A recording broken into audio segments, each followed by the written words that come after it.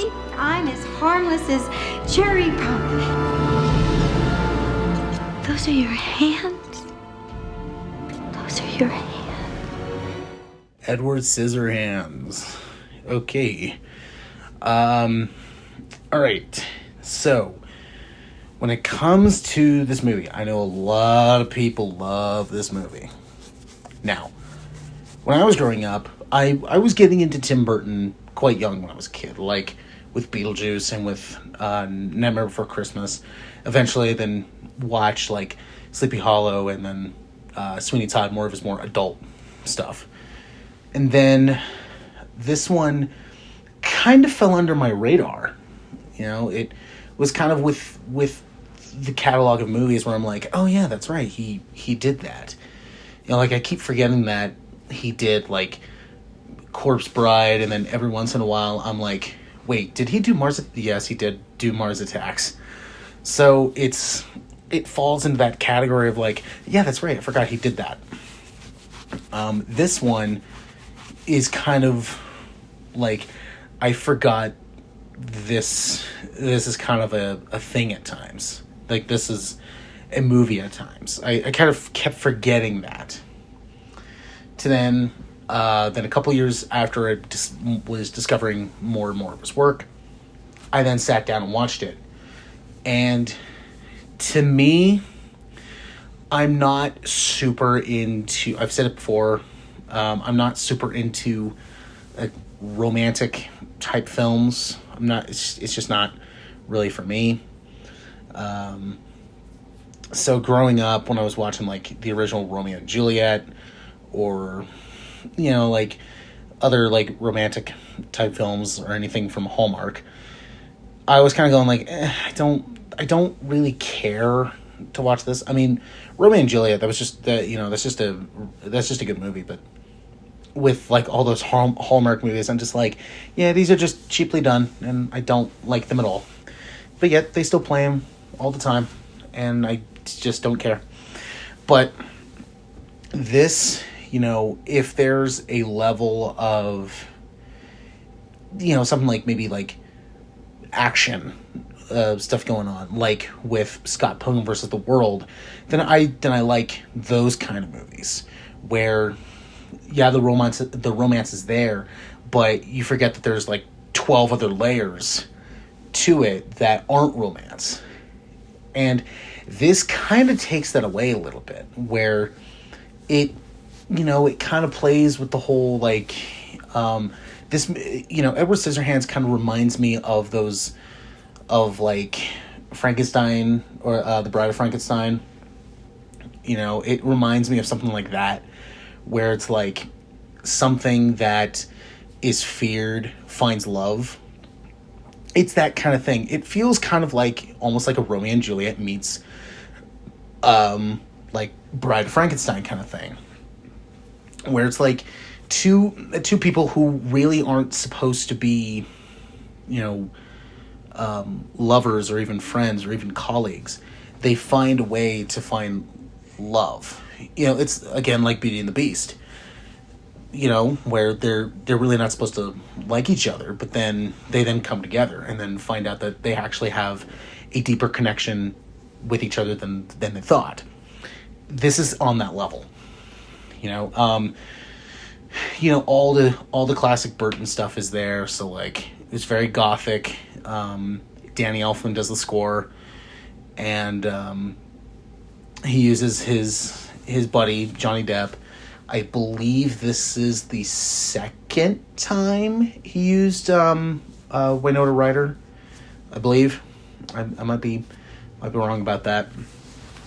But you know, this is, you know, I'll say it right now, it's a great film. It's a great movie. I mean, I've always liked Burton. When it comes to, you know, him doing Planet of the Apes, we just don't talk about that. But overall, you know, Burton seems to be in that camp of you either love him or hate him. You know, because I've talked to people and they love Burton, and then I've talked to people who don't like Burton. And I'm like, because he kind of falls in that gothic level that I don't think a lot of people like or appreciate or even care for. And me, I'm, more or less towards, there's like the, gothic and not gothic, like more leaning towards the gothic side. So, his style is there, of course. Performances really good, and I feel like Burton would be the only guy to come up with something like this, where it's like, hey, what if there was, a pale guy who had scissors for hands? Okay, how'd that work? Well, what if it was a romantic kind of movie, like a twisted romantic type film? Okay, I guess that works, but what are you gonna do? You'll see. To then this. So I also like how the colors, color palette changes. So the castle that Edward is in, it's all very dark and gothic looking, but then the town, all this, the suburbs, it's all just bright colors, bright pink and yellow, the 80s just threw up on the suburbs, and then that's the colors they got. So I like how he switches that, because a lot of his films are very dark and gray and gritty, kind of looking very foggy and smoky. But with this, when they're not in the castle, it's just brightly colored. It feels very much kind of like Wizard of Oz in that kind of way, where every time when they're in Kansas, it's all black and white. But then once they land in Oz, it's just bright colors all over the place. So it's really cool. And I think it works quite well. And yeah, I mean, like I mentioned, the performances are great. Danny Elfman, I've always liked his work. This is kind of one of those soundtracks though, where I'm kind of it kind of falls under the radar for me when it comes to Elfman. When I think of Danny Elfman's scores, I think of Batman and Nightmare Before Christmas and those kind of movies. But when it comes to this, it's just oh yeah, that's right. There's that one too. So I like, I do like the movie. It's also kind of one of those movies where it's oh yeah, that's technically a Christmas movie. It's technically one. And so, I've talked to people who have said that they have watched this during the Christmas season, and they're just okay, great. And just because you watch it doesn't really make it official, but, you watch what you watch. But, so I personally think, it's a great movie. I think I would say that you should watch it, but I'm pretty sure everybody has seen it.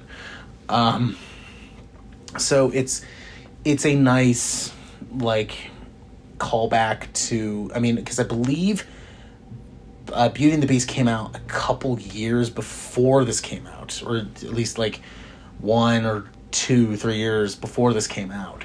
So luckily they were able to have the success of that film to basically use this as hey, it's not so different. So it's a smart move. It's a smart move, and I think it came right at the right time. So it worked. It worked as well as it did. I heard rumors going around that they want to do a second one. I don't think that would work for something like this. I think a lot of Burton's films I don't think would make sequels like this, or Sleepy Hollow, or even maybe in some cases Sweeney Todd. It's just okay, I can possibly see a way, but it's just, way too difficult and probably going to throw a whole lot of plot holes into everything. So I think leaving it be works. So I think it's a great, which was kind of obvious. I know a lot of people that think this is an amazing movie. I personally think it's great because I like some other Burton films more than this. But I still think it's a great twisted love story that I think works works very well, and especially through the eyes of Burton, it's able to, have a unique flair to it that I don't think a lot of movies would necessarily do. So I think it works quite well, and yeah, sequels probably not a good idea with this one. Hey, call a doctor. He skewered Kim. Just a scratch. The power of Satan is in him. I can feel it. Drop your weapon! All along, I felt in my gut there was something wrong with him. From Tim Burton comes the most incredible tale of a most unusual character. Edward Scissorhands. Hold me.